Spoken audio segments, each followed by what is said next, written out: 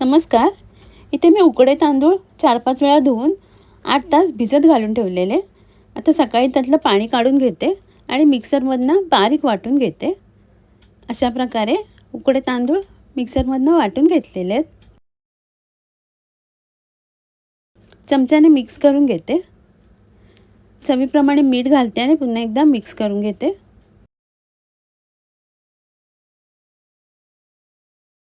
पीठ तयार झालेलं आहे, बाजूला ठेवते. इथे कढईमध्ये अर्धा कप ओलं खोबरं घालते. अर्धा चमचा तूप घालून परतून घेते. खोबरं परतून झाल्यावर त्यात चवीप्रमाणे गूळ घालते आणि गूळ वितळेपर्यंत परतून घेते. गूळ वितळलेला आहे. त्यात वेलची पावडर घालते आणि 2 मिनटं परतून घेते आणि बाजूला ठेवते. इथे फणसाच्या झाडाची पानं घेतलेली आहेत.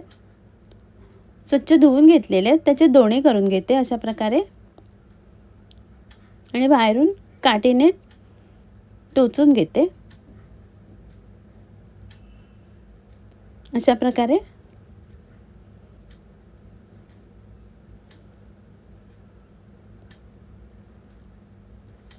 प्रकारे सर्व पानांचे करून घेते आणि बाजूला ठेवते. इथे पाण्याचा हात लावून तांदळाचं पीठ भरून घेते फणसाच्या पानांमध्ये आणि पसरवून घेते. वाटीसारखा आकार देते.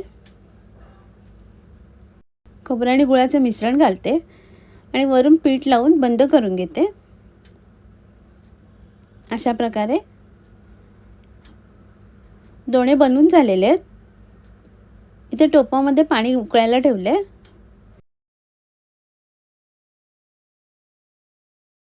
त्यात दोणे वाफवून घेते.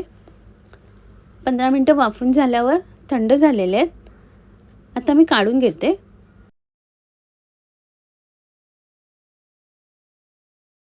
अशा प्रकारे दोणे तयार आहेत.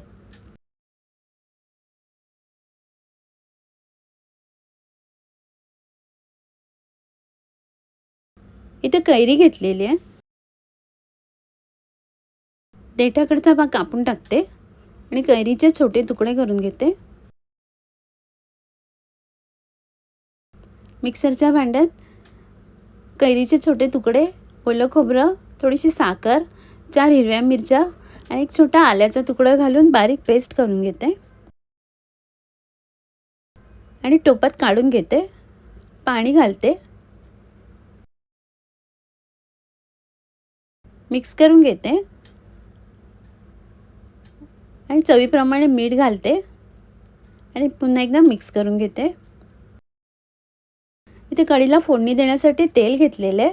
त्यात फोडणीला राई, कढीपत्त्याची पानं, एक सुकी मिरची तोडून घेतलेली, हिंग मिक्स करून घेते आणि बारीक चिरलेली कोथिंबीर घालते. गॅस बंद करून घेते आणि कढीला वरून फोडणी देते. आता झाकण काढून मिक्स करून घेते. वरून थोडीशी कोथिंबीर घालते. कैरीची कढी तयार आहे. इथे माडी घेतलेली आहे. हाताला 2 कोकमं घासून घेते आणि माडीचं साल काढून घेते.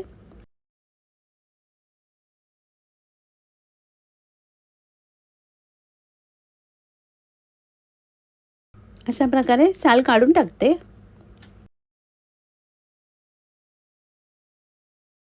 आणि त्याचे तुकडे करून घेते. सर्वात अगोदर कापं काढून घेते.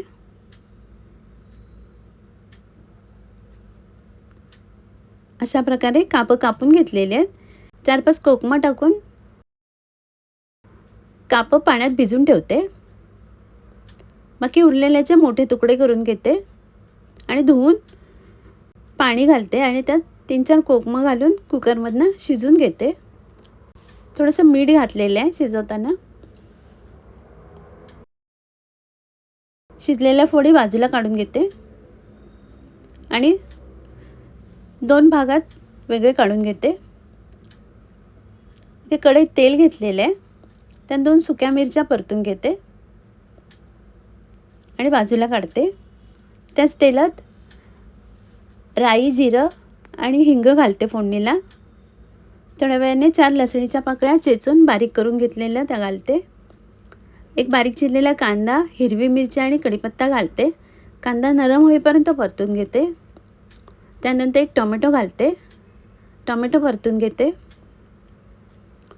टोमॅटो नरम झाल्यावर हळद, लाल मिरची पावडर, गरम मसाला आणि चवीप्रमाणे मीठ घालते आणि मिक्स करून घेते. टोमॅटो नरम झाल्यावर कुकरमधनं उकडून घेतलेल्या फोडी घालते. कांद्यावर परतून घेते आणि थोड्या वेळाने पाणी घालते.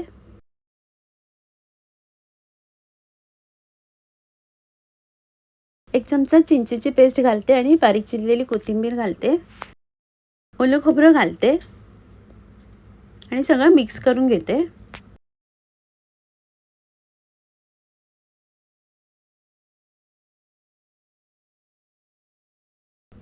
वरून कोथिंबीर घालते. माडीच्या फोडींची भाजी तयार आहे.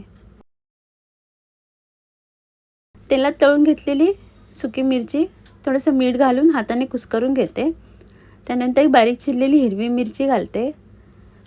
एक छोटा चमचा चिंचेची पेस्ट, कोथिंबीर, ओलं खोबरं आणि हाताने मिक्स करून घेते. कुकरमधनं शिजून घेतलेल्या माडीच्या फोडी घालते आणि हाताने नरम करून घेते.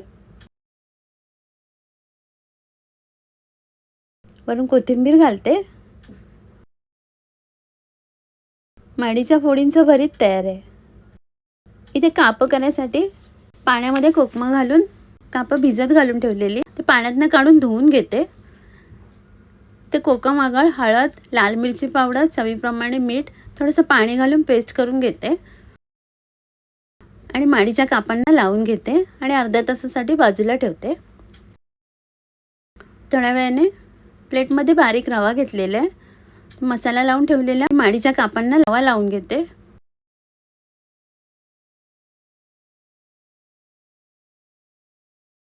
इथे पॅनवरती तेल गरम करायला ठेवलेले आहे. त्यात माडीची कापं फ्राय करून घेते.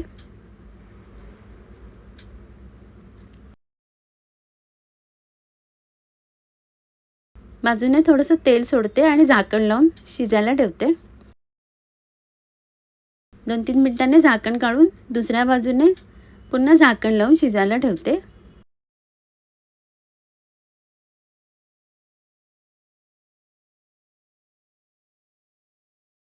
आता झाकण काढलेलं आहे.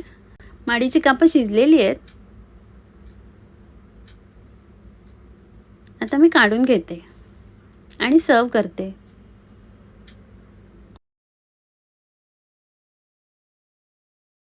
आजचा व्हिडिओ पाहिल्याबद्दल खूप खूप धन्यवाद.